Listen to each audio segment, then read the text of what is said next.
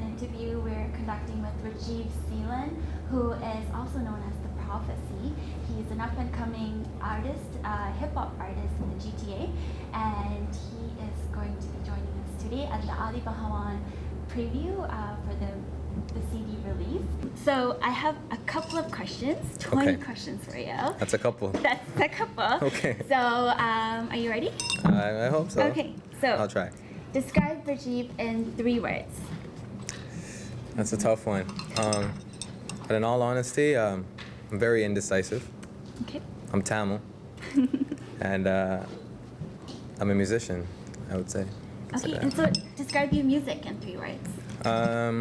I mean, I don't like to really talk about my music and stuff like that, but I would hope that people accept it as something fresh and creative and kind of a fusion is what I like to do, because I've always grown up in, you know, like the culture of our music. So, and because I was lucky enough to grow up in Canada, I also got involved in hip hop. So I just like to fuse both of them in a positive way, and hope that people accept it. So why music? Like, you could have chosen any profession, any path, anything. So why music? Well, that's a good question. My entire family, they're all musicians, from my grandpa to my uncle to my mom to, you know, everyone, even the little kids now. Oh. So I've always been around it, number one. And number two, it's something I've always loved. Like, I mean, I went to school and I graduated and stuff like that, but I'm just really not a school type of person. And I just figured that I want to do something that'll make me happy for the rest of my life. That just was music. Yeah. So if it wasn't music, is there like a second in line kind of occupation that you would have chosen? Yeah, I actually went to Travis Institute for Film and Television Production. All right. So that is something I wanted to do, and if not, it would have been something to do with business or marketing or something like that. Right. Yeah. So that kind of goes with the artist kind of path. The whole thing. So far in your journey, do you feel like you've accomplished everything? Is this what you expected the journey to be like, or is it something? Not at all. I think this is just a stepping stone, and I think this is just a stepping stone not only for myself, but for, you know, Tamil artists, Ula Tamil artists from all over the world. Because, like, not only have I stepped foot into this industry, but I feel like now they know that there are these guys here that can do music, and you just don't have to be from a certain part or a certain race to make music. So I believe this is a stepping stone, and I mean, not to say this isn't an accomplishment for me, because it is a dream come true. Right. But I feel like there is a lot more to do and a lot more things to do. So you sound like you have like do you have like maybe a music destiny that you want to accomplish with your music? I want to grow to an international level, and I want to grow to a level where any kid can go up to his parent and say, I want to make music. Right. Because, you know, being Tamil and stuff, we know that in our household you have to become a doctor or an engineer. And not to say that it isn't right, but I feel like there isn't enough Ula Tamil successful artists out there for parents to say, oh, okay, pursue that dream. Right. So, like, I would like to be that person. So they could say, like, I want to be a musician, and I want the parents to say, yeah, okay, you know what, go for it, because this guy did it. Yeah. And you do it in such a positive way. Of course, so, I like to. It makes it easier for young kids to say Exactly. a role model that's positive as well. Right? I mean, I try to be. I really do censor my music a lot. Right. I mean, I grew up in the hip hop world, and it is easy to talk about nonsense in hip hop. Exactly. But I know that there's a lot of kids that look up to me, and you know, it is fortunate, and I have to be socially responsible for my music. So. And you mentioned that as a Tamil kid, going up to your parents and saying, I want to be a musician is not an easy accomplishment. No, it isn't. It isn't. So what are some of the barriers that you face as a Tamil person trying to get into the music industry, from your parents' society, or even as a... My family-wise, I'd have to say I had no problems at all. Right. I mean, I grew up with my mom at a very young age, and it was just me and my mom and my brother.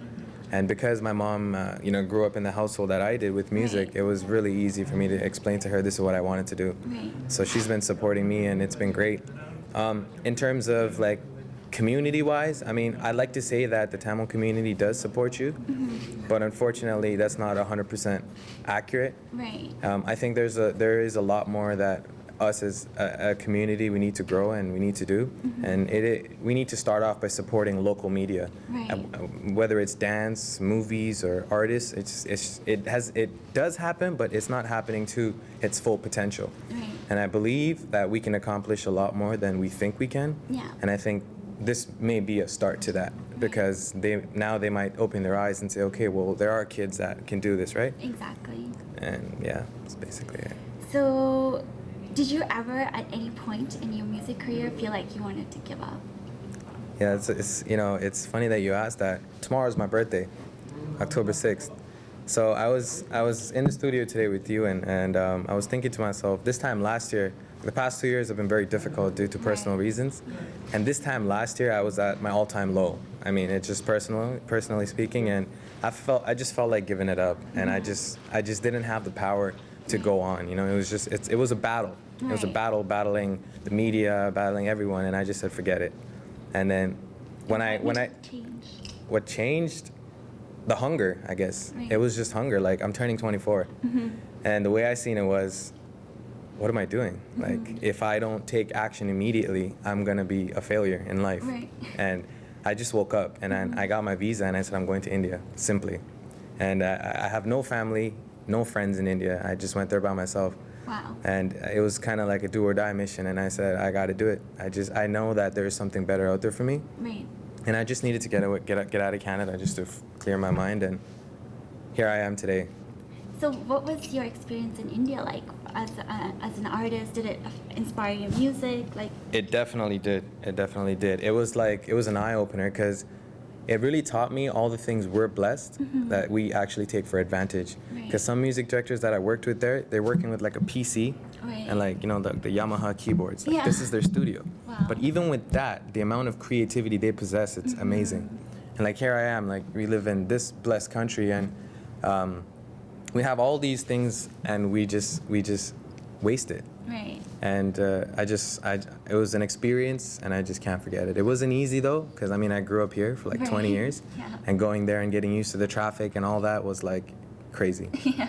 But I had one thing in mind, and it was the goal, and it was to identify myself as a Ula Tamilan, you know, and I wanted to do that in a positive, mainstream way. And this was it. And that helped you, right? Yeah. So, describe your childhood. My childhood. Rajeev's childhood. Your beginning. I was born in Jaffna, and I don't remember anything. I wish I could though. Yeah. But I was lucky enough, but I'm also sad that I had to kind of leave, just like all of us. Right. And I grew up in Canada. I was surrounded by my family. I come from a large family, Okay. so it was an amazing experience. But further down the road, things got a little tough, and I grew up with a single parent and just my mom, and that's when things really got tough. And that's when, but I look at that as an experience, because that made me so much stronger, and I couldn't have done what I'm doing now if my life was perfect. Right.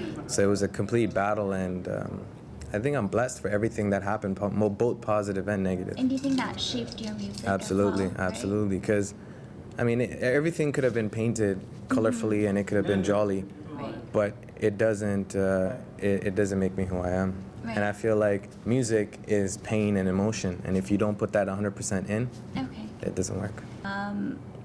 Just one last question. You are, acquiring lots and lots of fans with the amazing work that you're doing. Thank you. So what's your message to them?